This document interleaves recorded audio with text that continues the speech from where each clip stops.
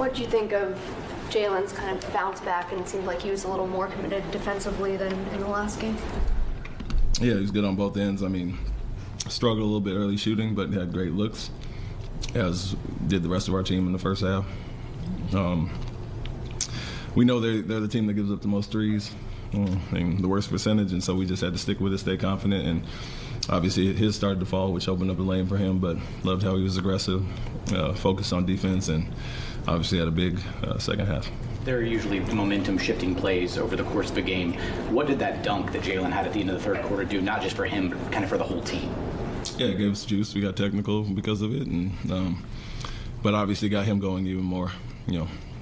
Great attack there. Obviously a great shot blocker coming over, and he attacks with that aggressiveness. Shows he's locked into the game and, wanted to make a play there. But, it was good for him to see some shots fall and got him going. And, like I said, opened up the lane for him because he was shooting it so well that he got to attack a little bit more and get downhill. How can he have more games like that consistently? How can he? Yes.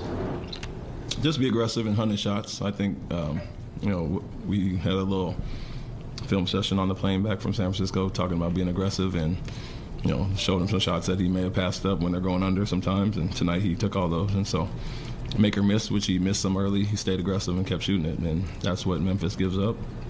And he took advantage of that. That was you and him, film session? Along those same lines, Jabari Smith Jr. had a pretty solid game, too. What did you see from him tonight? Same thing. We, as a team, we knew where our shots were going to come from. At some point, we were 5 for 30 from three. And I would say 20 of those 30 were wide open, and they pack the paint and protect. That's who they are. Kind of dare you to shoot, and I think one point in the third quarter we were 8 for 30. We ended up making 6 of our next 13. That's what kind of opened the game up, but Jabari took advantage of that early, knowing he has a true big on him. It's a great rim protector, so he's going to always protect the paint. He got some open shots, but then got to go inside on some cross matches as well. What are you seeing, like the evolution of the backcourt chemistry with Fred and Jalen? Yeah, it's going well. It'll get there eventually. I think it's what we envision with those guys, a little two-headed monster there. Don't want to rely on Fred as much and be, as ball dominant at times, and that's on us to call plays for both, but for them to read it as well. And so I think Fred was cognizant of getting Jalen going.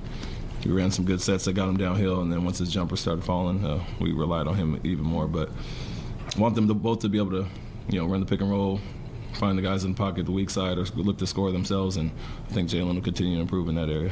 What was the message at halftime as far as the defense is concerned? You all came out and gave a great defensive effort in the second half. It was the same. I mean, they had 46 at halftime, 45 in the second half, so we guarded well enough in the first half. It was really our offense. And, I said stay confident about the shots, but let's not turn the ball over, and let's foul a little bit less. Obviously, they got 13 free throws in the first quarter.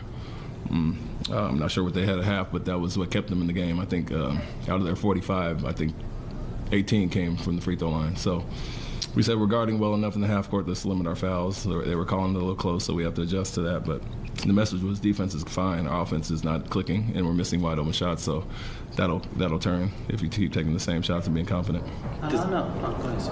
Does Jalen's mentality or approach have to change at all when he's out there playing with the starters versus when he's with the second unit guys?